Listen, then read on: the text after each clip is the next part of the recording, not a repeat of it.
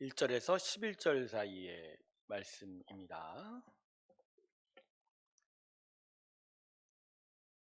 시편 16편입니다. 1절부터 11절까지의 말씀입니다. 자, 오늘은 여러분과 제가 나누어서 교독 번갈아서 읽기 원합니다. 제가 먼저 읽을게요. 하나님이여 나를 지켜주소서. 내가 주께 피하나이다.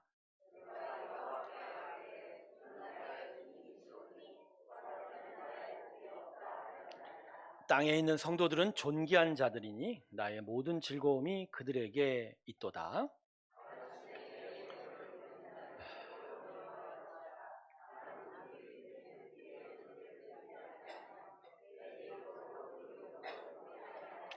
여호와는 나의 산업과 나의 잔의 소득이시니 나의 분깃을 지키시나이다.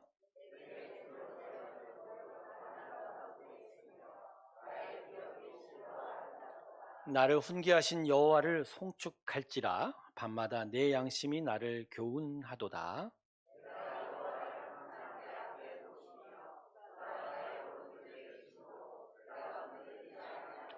이러므로 나의 마음이 기쁘고 나의 영도 즐거워하며 내 육체도 안전히 살리니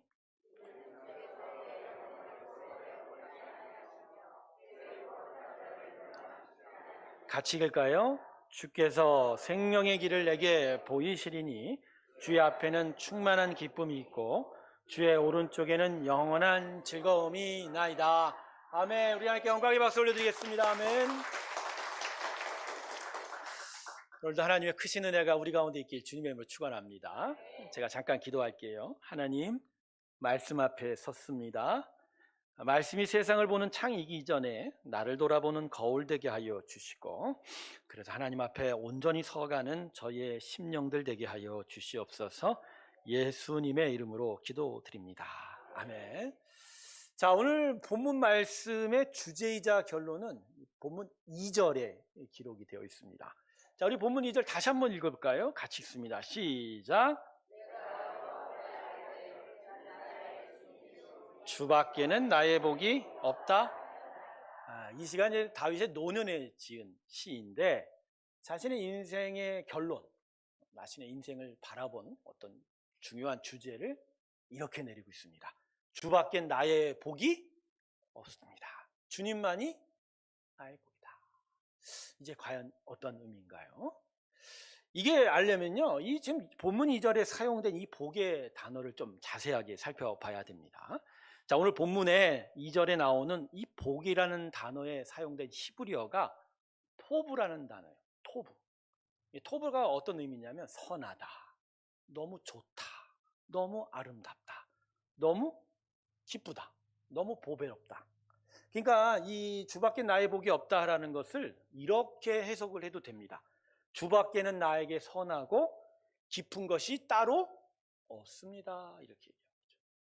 근데 여러분, 이 토브라는 단어가 성경이 처음 등장한 곳이 창세기 1장 4절입니다. 자, 만물을 지으실 때 하나님께서 뭐라고 항상 얘기하셨죠? 둘째 날 빼놓고 자신이 보기에 좋았다라고. 하나님 보시기에 좋았다. 그 좋았던 그 기쁨이 토브예요. 거기 토브라고 써 있어요. 그러니까 그게 복이다라는 얘기예요. 그러니까 모든 만물을 지으시고 하나님 뭐라고 그러세요? 와, 이게 복이다. 이게 복된 거다. 이렇게 얘기한 거예요.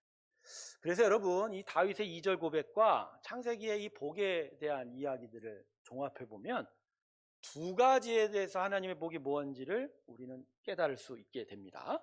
자, 첫 번째는 사람은 처음부터 복 있는 존재로 만들어졌다는 것이죠.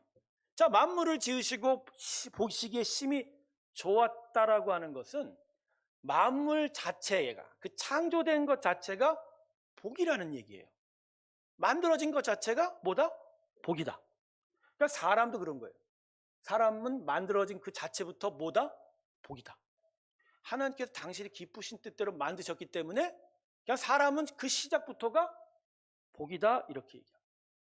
그래서 여러분, 우리가 오늘도 뭐 이런저런 어려움과 마음의 부담감과 또 마음의 여러 가지 심히 고통스러운 거고 슬픈 것들을 가지고 있어도 이 자리에 나오는 것이 참 어려운 발걸음이자 하더라도 오늘 하나님은 우리에게 뭐라고 하셨죠? 뭐라고 하십니까? 너희는 만들어질 때부터 복이야. 이렇게. 복이야. 그래서 여러분, 우리는 그런 얘기 서로 하면 안 됩니다. 가끔 이런 얘기 하죠. 너는 어쩌다 그렇게 생겼니? 그 스스로 자기를 비하하죠. 아유, 난 이것밖에 안 돼. 예, 자신의 상황과 환경을 볼 땐 그렇지만 존재라는 만들어지길 자체가 복이에요. 그게 복인 거예요. 그런데 사람은요, 이렇게 창조된 복에 더해서 한 가지 복이 더 추가가 됐다는 거예요. 자, 창세기 1장 28절 자막 한번 볼까요? 여러분 이거 한번 읽어주실래요? 같이 읽습니다. 시작.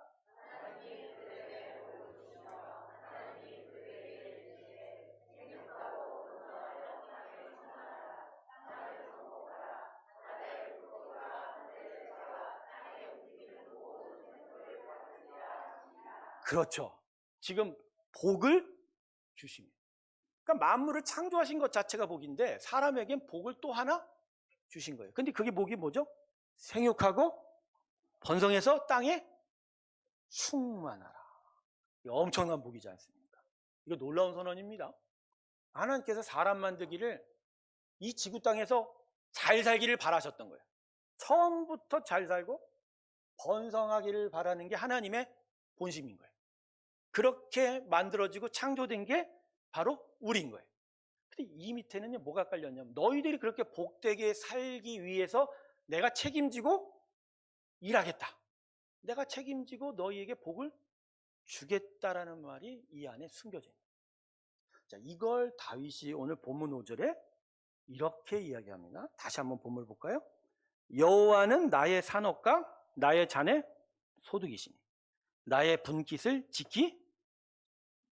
이게 이제 자신의 인생을 되돌아보면서 자신의 인생에 결론적으로 하나님은 언제나 나를 위해 일하셨고 내게 공급하셨다. 내가 부족함이 없었다. 물론 다윗의 인생을 보면 곳곳에 보면 갈증 나고 부족하고 아픈 것들이 많지만 그러나 그걸 기억하는 거예요. 하나님은 언제나 내가 잘 살기를, 번성하기를, 잘 되기를 원하시고 그걸 책임져 주셨다. 하나님은 나를 그렇게 복 주셨다. 이렇게 고백을 하는 거죠. 여러분 이걸 꼭 믿으시길 주님의 이름으로 축원합니다. 하나님은 기본적으로 우리가 복되길 바라죠. 저는 그래서 시편 23편의 다윗의 고백을, 저는 저 인생에 하나님 주시는 인도하시는 말씀이라 되게 사랑하는데도 말씀을 읽고 묵상할수록 진짜 하나님의 원천적인 복을 기억하게 됩니다. 5절을 보면 주께서 내 원수의 목전에서 상을 베푸시고, 그렇죠? 원수의 앞에서도, 목전 앞에서도 밥상 차려주는 분이 우리 하나님입니다. 근데 원수 앞에서 밥상 차려준다는 게 어떤 의미인지 아세요? 아무리 어렵고 위기가 찾아오고 힘든 일이 있어도 하나님은 우리에게 기본적인 공급을 해 주시는 거예요.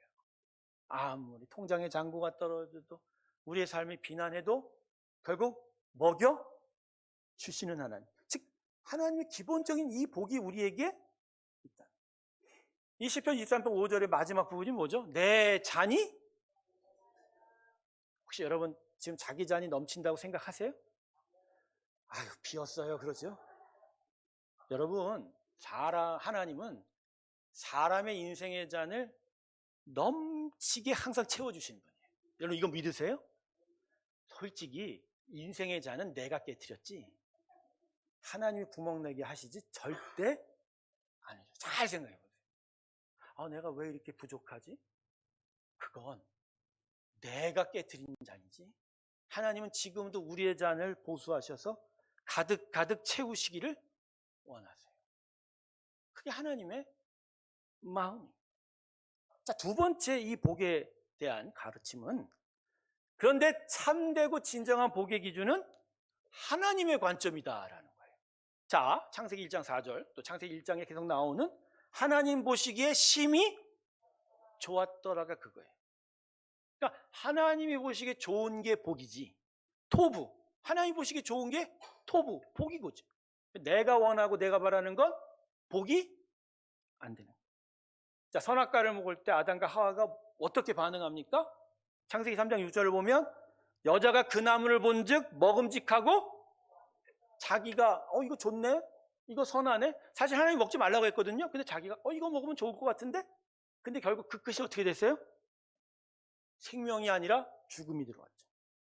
축복이 아니라 저주가 들어왔죠.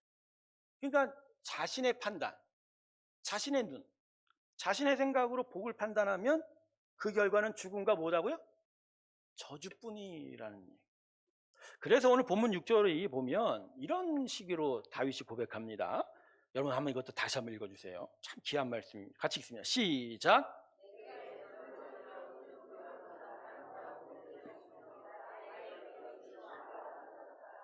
이게 뭔 얘기죠? 하나님께서 자신에게 줄로 정해준 것, 즉 하나님이 주신 것들, 하나님이 좋다라고 주신 것들, 하나님이 정말 선하다고 주신 것이 그게 실로 아름다운 거다. 그 다윗이 깨달은 거예요. 자신의 인생을 보면서 자신이 원하는 것들을 취했을 때 그 아픈 말입니다. 그러나 하나님이 주시고자 하는 곳에 자기가 머물 때에 이건 진짜 복이었구나, 이거예요. 근데 우리는 자주 하나님께서 나한테 복되라 하심에도 불구하고 이것이 복이다라고 얘기하시는 것을 보면서도 언제나 작고 초라하고 정말 비난하다고 생각하죠. 내 잔이 넘치긴? 이런 얘기하면 개뿔이나 넘쳐, 뭐 이렇게 얘기하죠. 아니에요, 여러분. 하나님의 주심은 우리 상상 이상입니다. 자, 달란트 비유 기억하시죠? 네, 종한테 주인이 멀리 가면서 몇 달란트 주셨죠? 1달란트, 2달란트, 5달란트. 이거 뭐 5개밖에 안 줘 이렇게 할 수 있지만 1달란트의 화폐 가치가 지금으로 보면 6억입니다. 그러니까 5달란트는 얼마 받은 거예요? 암만 한국에서 로또 많이 맞아도 10몇 억 안 됩니다. 근데 중요한 건 자기 자녀도 아닌 종에게 넌뜻 30억을 맡긴 거예요. 그리고 그것을 나중에 그대로 갚으라고 얘기하시지 않고 열심히 살기만을 원하셨던 주인, 그 주인이 우리 하나님이신 거예요. 그러니까 이 종에게 이 많은 거금을 주신 하나님께서 자기의 자녀 삼은 우리에게 얼마나 크고 넘치게 주시겠냐는 얘기죠. 네, 물론 이 복이 세상적이고 물리적인 복을 의미하는 건 아니에요. 하늘에 속한 신령한 복입니다. 에베소서 1장을 보면. 그런데 여러분이 하늘에 속한 이 신령한 복이 그토록 놀랍고 크고 넓다면 이 복으로 인하여 이 땅에서 만날 수밖에 없는 여러 육체적이고 물리적인 갈증과 부족함을 능히 이기고 위로받을 수 있지요. 그래서 믿는 자들 중에 어렵고 힘들어도 오히려 기쁘다고 외치는 자들이 참 많죠. 로마의 콜로세움에서 검투사들의 칼에 죽어가는 그 순교했던 초대교회 신자들이 오히려 찬송을 부를 수 있었던 이유가 뭐죠? 이 복 때문인 거예요. 내 안에 이 신령한 복이 있어. 자신이 지금 죽음의 위기에 처한 순간에도 오히려 마음에 기쁨이 있었다. 그래서 여러분 시편 84편을 보면 84편의 시인이 이렇게 고백합니다. 자, 84편 10절입니다. 이것도 여러분 읽어 주셔야겠습니다. 같이 읽을까요? 시작.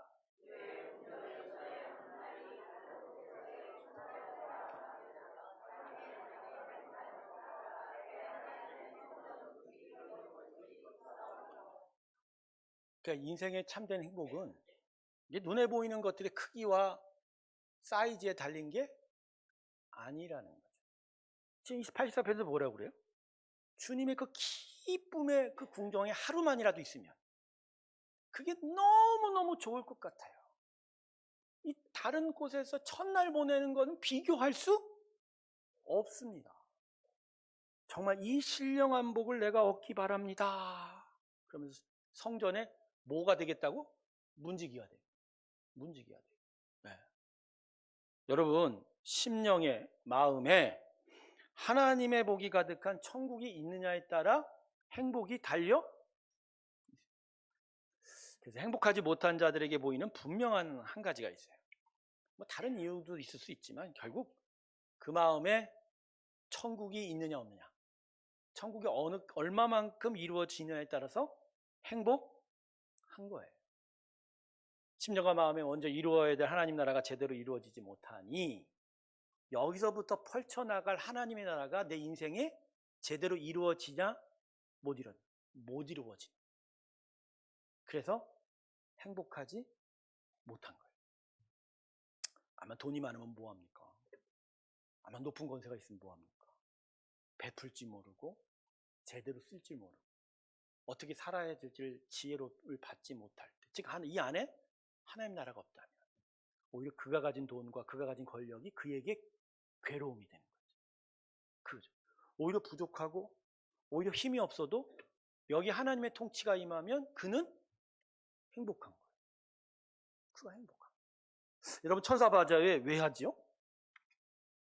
아니 집에 좋은 건 다 가져와야 되잖아. 이제 집에 좋은 거 다 토요일까지 가져오시길 주님으로 축원합니다. 제가 그걸 얘기하는 게 아니라 천사바자의 목적은 어려운 사람을 돕는 거는 두 번째예요. 그들을 도와야 돼요. 하지만 그 이전에 우리 안에 천국이 임하여 가는 것을 확인하는 거예요. 또 임하게 가도록 훈련하는 거예요. 그렇게 하나님 나라를 사모하는 거예요. 그러면서 아낌없이 베풀고 섬기면서 줬는데 마음이 기쁜 거예요. 그러면서 내 심령 안에 임한 하나님의 줄 수 있는 나라가 오히려 내 인생에 하나님의 거다란 천국이 되어간다. 할렐루야. 저는 이게 성도들이 추구해야 될 삶의 방향이에요. 교회도 마찬가지예요. 교회가 많은 것을 소유한다고 해서 행복한 교회 아니에요. 외려 베풀고 아낌없이 쓰면서 어려운 자들을 위해서, 복음 없는 자들을 위해서 정말 진정하게 서갈 때 그 교회는 행복한 교회입니다. 예, 복의 기준이 바로 이런 거예요. 자, 이상 두 가지로 사람에게 하나님께 주신 복의 의미를 살펴봤는데 결론은 이거예요. 결국 사람은 하나님께서 만드시기를 복된 존재로 만드셨다. 그러니까 이건 믿는 자나 안 믿는 자나 똑같아요. 사람은 기본적으로 복된 존재로 만들어진 거예요. 거기에 더해서 믿음의 사람은 예수 그리스도의 십자가 은혜까지 더하여 준 거예요. 그래서 이제는 생명의 길로 걸어갈 수 있으니까요. 자, 여러분 믿음의 인생이 정말 복된 인생이죠. 예, 이걸 여러 사람에게 확인하면서 축복합시다.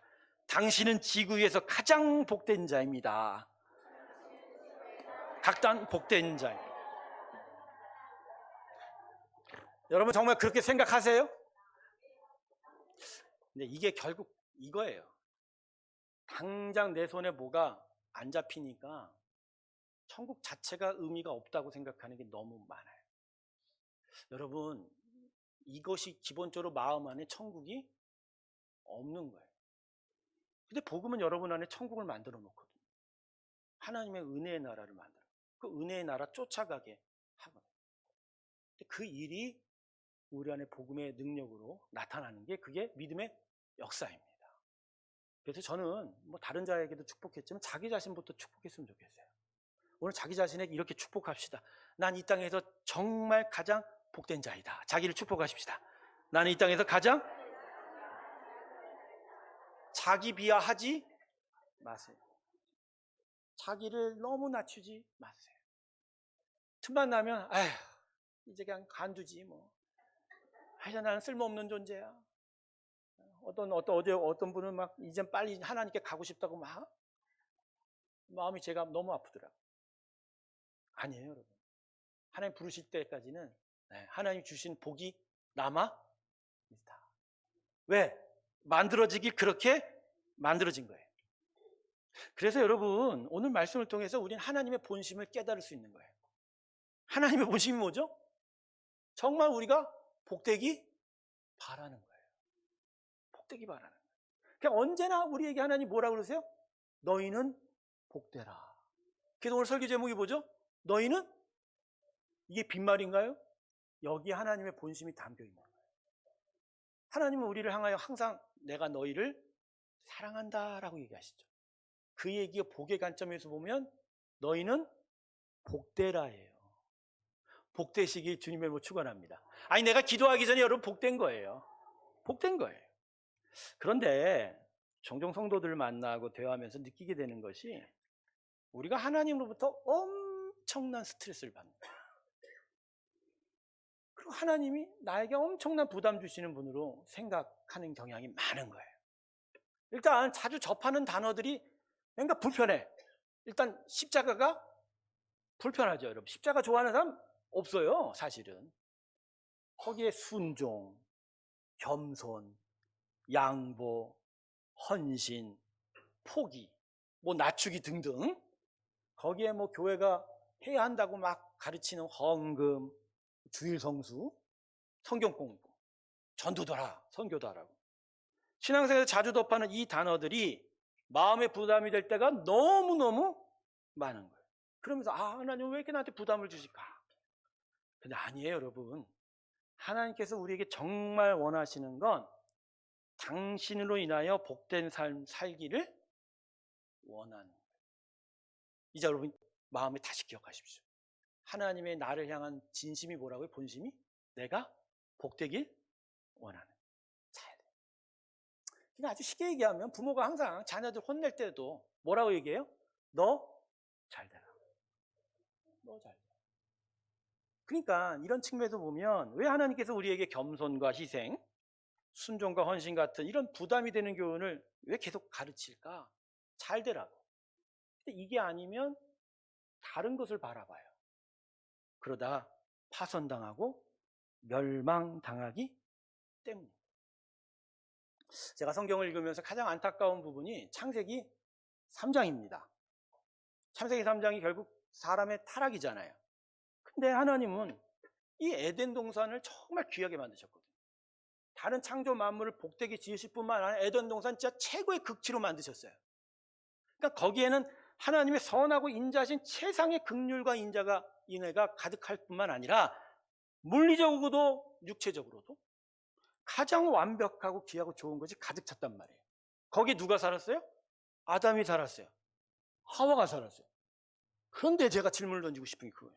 아니 왜 그 좋은 걸 냅두고 왜 선악과의 마음 팔리냔 말이야. 난 지금도 롤백을 할 수 있으면 에덴 동산에 가서 내가 우리 아담 할아버지한테 좀 내가 따지고 싶어. 아니 그 좋은 것이 있는데 왜 먹지 말라는 선악과에 눈이 갔어요?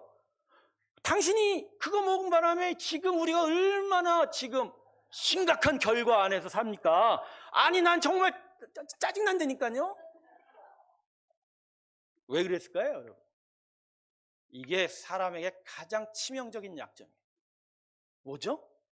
하나님께서 주신 복을 누리고 기뻐하기보다 하나님과 같이 되고자 하는 욕망. 그 욕망이 뭔지 아세요?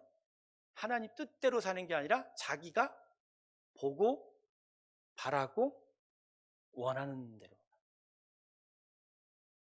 그래서 뭔가 더 얻으려고 하는. 그래서 다윗은 이러한 사람의 욕망을 깨닫고 본문 4절 상반절 보십시오. 이렇게 고백합니다. 다른 신에게 예물 드리는 자는 괴로움이 하나님과 같이 되고자 하는 욕망. 그래서 내가 무엇을 얻으려면 신조차도 바꿔버립니다. 섬기는 신조차도. 예수 믿는 사람이 좋은 거 얻으려고 점집 가갖고 점 보고 무당한테 가 굿부타가 그런 사람들이 있다 없다? 많아요, 여러분. 왜 그럴까요? 자기 뜻대로 자기가 원하는 건 꼭 얻어야 하는 거예요. 여러분 그래서 아담이 에덴 동산에서 선악과 만진 거예요. 정말 원통하네. 그 할아버지 그거 안 만졌으면 지금 우리가 이렇게 모여있지도 않은데. 그죠? 여러분 사람은 하나님 앞에 서서 하나님이 주시는 복을 누리는 게 가장 복됩니다.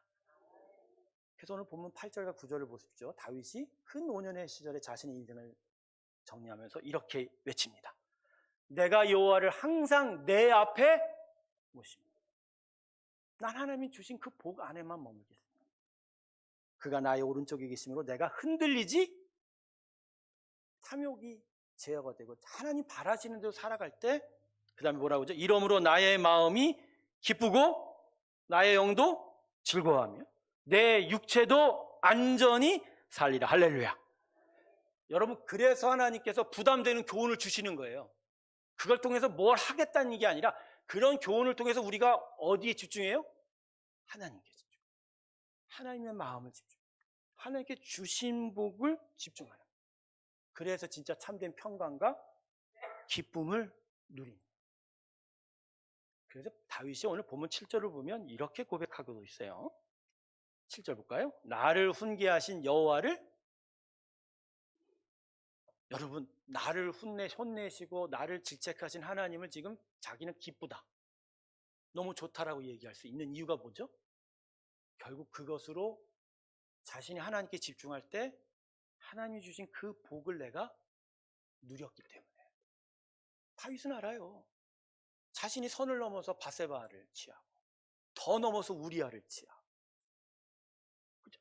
그리고 수많은 자녀들의 죄 앞에서도 방관하며 아무런 조치를 취하지 않는, 자기가 생각하기 원하는 것만 했다가 얼마나 낭패를 당합니까? 오늘은 그걸 깨달은 거예요. 아, 내가 주의 질책 안에 있었을 때, 주의 훈계 안에 있었을 때 내가 정말 기뻤구나. 그래서 여러분, 성경의 교훈과 훈련의 공통적인 초점은 다른 게 아닙니다. 복의 근원이신 하나님만 보고 따라가게 만드는 겁니다. 그래서 여러분, 신앙은 무엇보다 하나님께 마음을 집중하는 거예요. 아침에 기도하고 말씀 보는 것도 결국 이거예요. 그분에게 집중하고 그분의 뜻을 기억하고 그 뜻 안에서 살아가려고 애쓰려고, 성령 충만과 계속 기도하는 것도 바로 그 뜻을 계속 유지하려고. 얼마나 세상이 흉측합니까? 조금만 벗어나면 우리 마음이 어디로 가요? 세상에 후 달려가요. 수많은 유혹과 공격 앞에서 우리의 마음을 뺏기지 않습니다.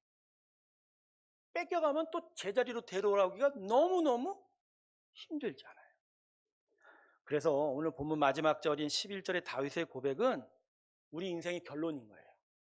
우리가 복되라고 하신 하나님 앞에 어떻게 살아야 될지 다윗이 우리에게 분명히 가르쳐주고 있습니다. 자, 본문 11절, 이건 진짜 한 목소리 읽었으면 좋겠어요. 같이 읽습니다. 시작.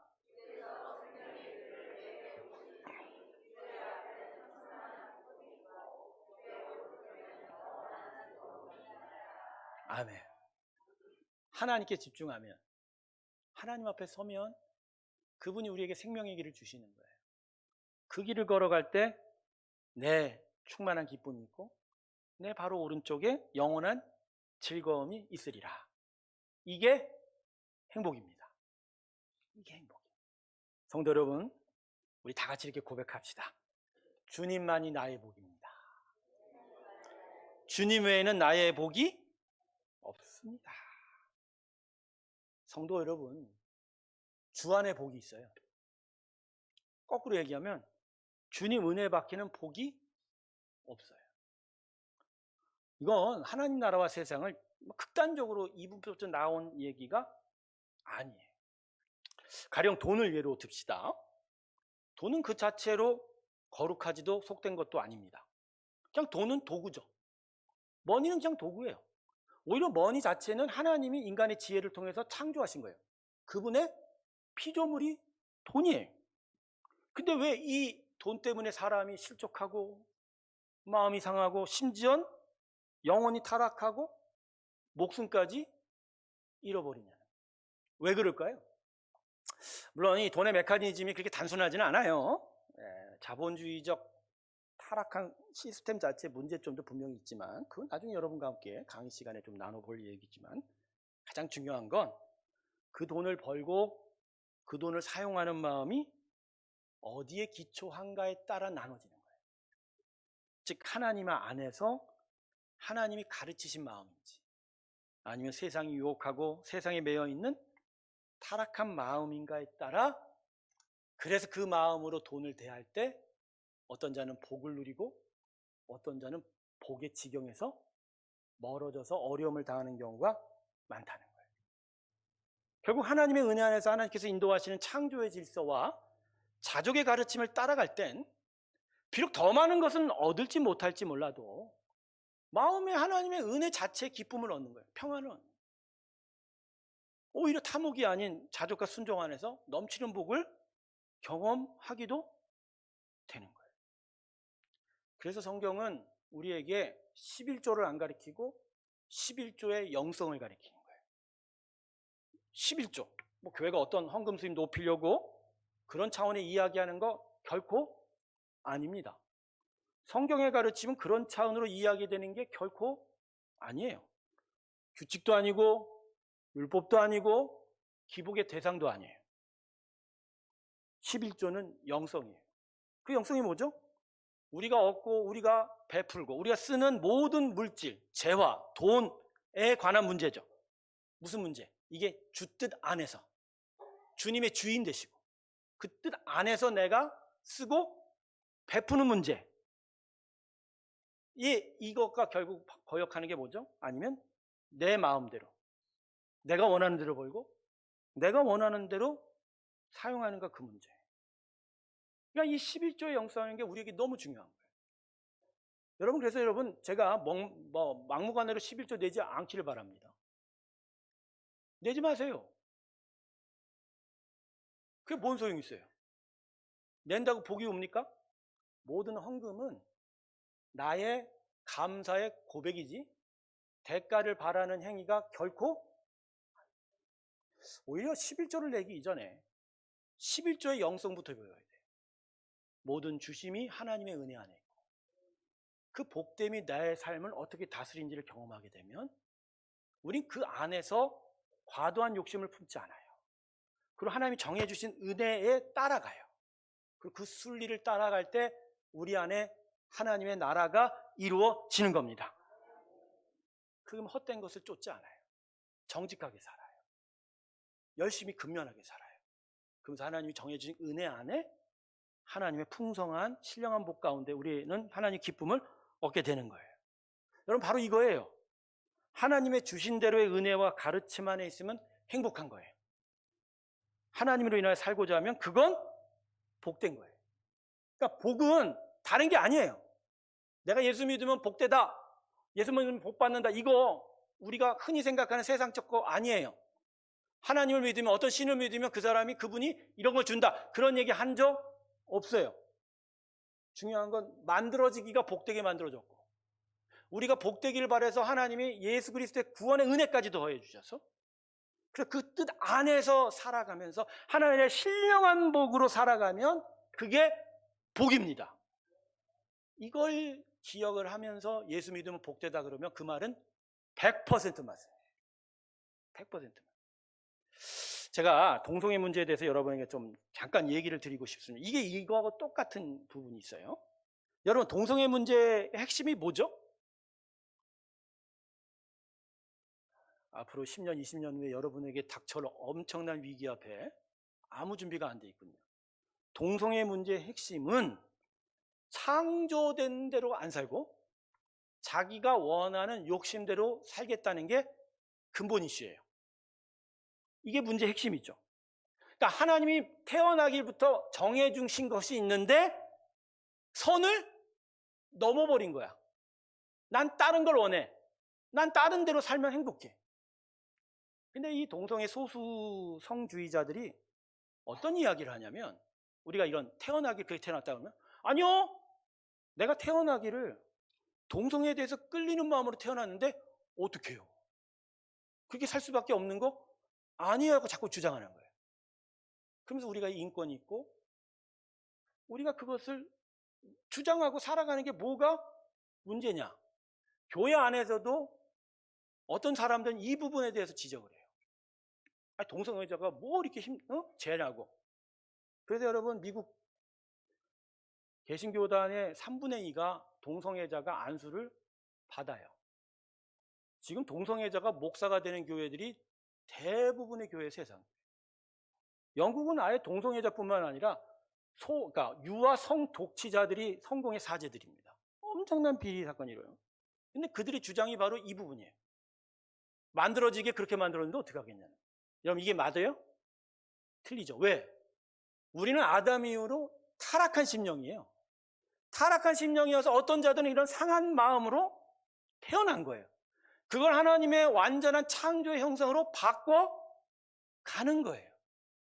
그렇게 바꾸려고 하고 또 그것이 중요한 것을 가르쳐주고 서로 도와가고 그래서 회복하는 게 그게 복인 거예요. 우리도 마찬가지잖아요. 우리 태어난 모습 그대로 살면서 아니 나는 원래 이래 그냥 이대로 살래 얘기할 수 있어요 없어요? 예수 그리스도의 구원은 우리의 회복입니다. 상한 마음이 고쳐져 가는 거예요. 우리의 타락한 형상이 고쳐지고 하나님의 복된 형상으로 만들어 가는 거예요. 그러면서 하나님의 지극한 복을 누리는 거죠. 근데 동성애자가 그런 논리에 빠져 있는 거예요. 여기에 어떤 현실적인 대안을 주다 보니까 싸우게 되는 거거든요. 10월 27일 날 지금 사랑의 교회 주최로 뭐 광화문에서 엄청난 행진하고 그럽니다만 뭐 거기에 뭐 정치적인 의도도 있고 많은 의도가 있습니다만 우리 믿는 자들이 동성애자의 문제가 뭔지를 정확하게 집어내요. 그리고 그 짚은 기준이 우리에게도 적용이 되는 거예요. 우리가 지금 무엇을 추구하고 있는지 그게 무엇이 잘못되고 있는지를 바라보는 거예요. 죄가 결국 뭐죠? 하나님이 만들어준 정해준 뜻이 아닌 내가 주인이 돼서 자기 마음대로 살려는 게 그게 죄예요.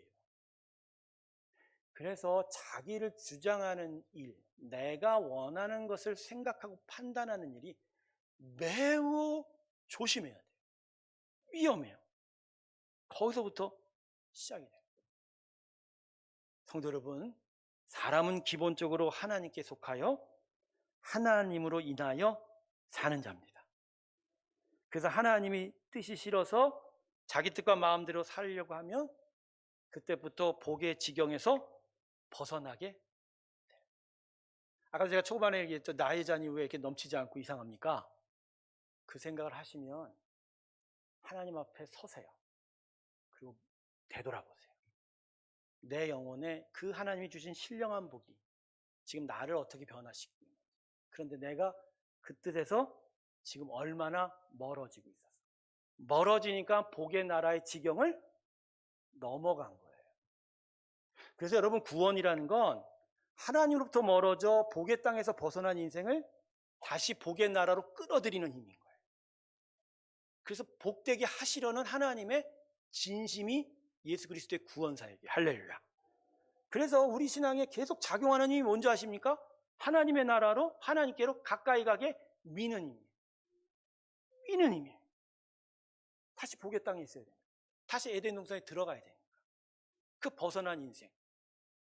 그것을 누리지 못하는 인생들이 다시 어디로 들어가게? 하나님.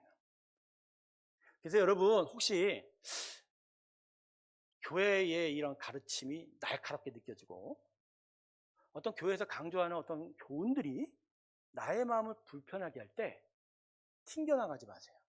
이게 하나님이 지금 나를 미는 힘입니다. 불편하지만 밀리면 밀려가세요. 하나님의 은혜의 파도가 밀 때 그 파도 타고 밀려가는 게 복입니다. 근데 밀려갈수록 하나님 복의 나라가 들어와 우리를 다스리기 시작하면서 마음이 평안하고 점점 복된 일이 늘어가게 되는 거예요. 초신자들이 쉽게 하나님의 은혜를 경험하는 게 뭐죠? 밀리는 대로 밀려가요. 뭐 기도해라, 말씀 뭐라고 계속 그걸 따라가요. 그러면서 복의 나라가 그의 심령 가운데 임하니 그게 자신의 인생에 좋은 일들로 나타나게 돼요. 근데 오랜 신앙한 사람들이 신앙생활에 정말 어려운 경우 당하는 게 뭔지 아세요? 미는데도 안 밀리려고 고개 바짝 들고 그래서 하나님께서 이스라엘 백성에게 뭐라고 그러죠? 목이 곧은 백성이라. 그들이 하나님 앞에 이야기한 것들이 어떤 부분에 있으면 합리적인 게 많아요. 타당. 아니 강야에 먹을 것이 없는데 먹을 거 달라고. 이럴 바에는 왜 데려왔어요? 애굽에서는 그래도 꼬박꼬박 밥 주고 침대도 좋은 거 있었는데 거기 돌아갑시다. 그게 뭐가 잘못됐어요? 근데 하나님은 지금 애굽의 종살이가 아니라 어디로 밀고 가시고 싶은 거예요? 이스라엘 가나안 땅에 당신의 나라로 밀고 가시는 거잖아요. 밀 때 밀려가세요. 그게 아브라함이에요. 부르실 때 밀 때 밀려가세요. 거기서 하나님의 나라가 임하고 하나님의 은혜의 나라를 이루어가게 되는 겁니다. 말씀을 정리하겠습니다. 오늘 말씀의 교훈을 마음에 새기십시오. 시편 16편의 부제가 믹담시라고 되어 있어요. 이 믹담이 뭐냐? 조각하다는 거예요. 조각이 뭐죠? 새기는 거죠. 닦아내는 거예요. 그 정도로 귀한 교훈이 있는 거예요. 이 교훈이 그냥 귀로 듣고 말 게 아니에요. 그냥 하나님 우리 복되게 하셨다? 아니에요. 우리 안에 새기세요. 이 새긴 은혜에 따라 살아가기를 애쓰세요. 그러면 복됩니다. 하나님만이 나의 복입니다. 하나님 없는 세상이 그 어떤 것으로 나에게 참된 복을 줄 수 없습니다. 그리고 참된 복은 하나님 보시기에 심히 좋았더라요. 내가 보기에 좋은 건 복이 아니에요. 그리고 하나님 보시기에 좋고 선한 것을 쫓으십시오. 그게 우리의 행복이 될 것입니다. 우리를 향한 너희는 복되라고 하는 하나님의 오늘 이 진심을 이해하시면서 참된 은혜의 나라를 향하여 더 가까이 걸어가는 우리 모두와 새로운 교회 되시길 주님의 이름으로 축원합니다. 기도하겠습니다.